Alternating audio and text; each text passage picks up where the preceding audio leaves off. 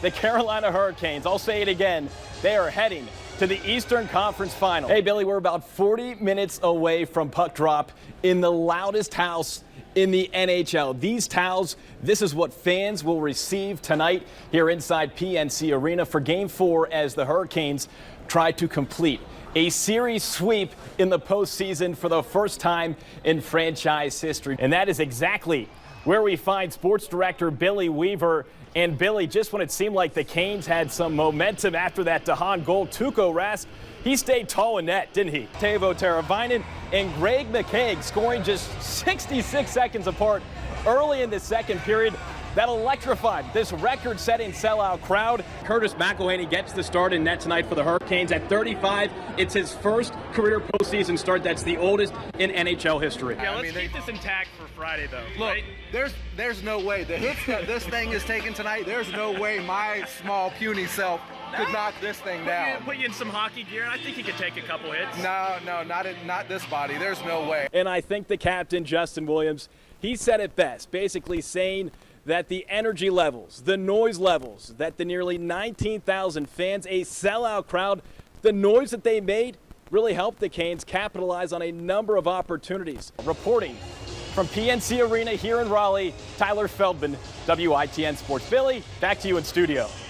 Okay, something happened last night that I can't stop thinking about, and I can't stop laughing about it either. Here's what happened. After our 11 o'clock newscast, we received a phone call. We missed the call. But if you've ever worked in the local TV industry, you know that a late night phone call from a viewer is typically not a pleasant one. But you know what? Let's just play the call. She left a message, and here's what she had to say about me calling the Carolina Hurricanes a bunch of jerks. Hey, I just want to make a comment. I was just listening to the 11 o'clock news, and when the sports guy came on and talking about the Hurricanes and talking about their win and everything, I want to know why he called them a bunch of jerks. I don't think that was very appropriate. Thank you. Okay, first order of business. Sports guy, I mean, come on. I'm a person with feelings. I have a name. It's Tyler. My friends, they sometimes call me Feldman.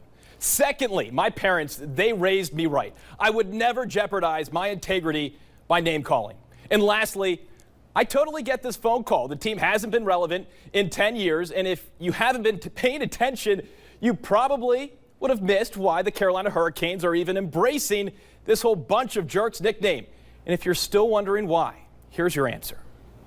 They're jerks doing it. They're a bunch of jerks as far as I'm concerned. Hard not to embrace it, though, isn't it? And the pig, I don't Hamilton, the pig embrace and everything. nothing. I said They look like a bunch of jerks. So there you go. Don Cherry, he's a longtime outspoken hockey analyst, and he called the Canes a bunch of jerks earlier this season, specifically for these storm surge celebrations that really have captivated the entire hockey world throughout this season. The Canes, they were smart, wisely using what Cherry said for marketing purposes, and the rest is pretty much history. They've been selling T-shirts and even gave out, look, I think they gave out these free towels. They did give out these free towels. I'll get it right side up here. It says a bunch of jerks. They gave these out for Game 3 against the Islanders. Let me put it up a little bit higher. Here we go. We see it. Bunch of jerks. It reads what you see right here on your screen. So to our loyal viewer, Cheryl, who called once last night and twice this morning to better understand why I said what I said, Cheryl, I hope this helped because I really want you to enjoy the rest of this incredible Stanley Cup playoff run by these bunch of jerks.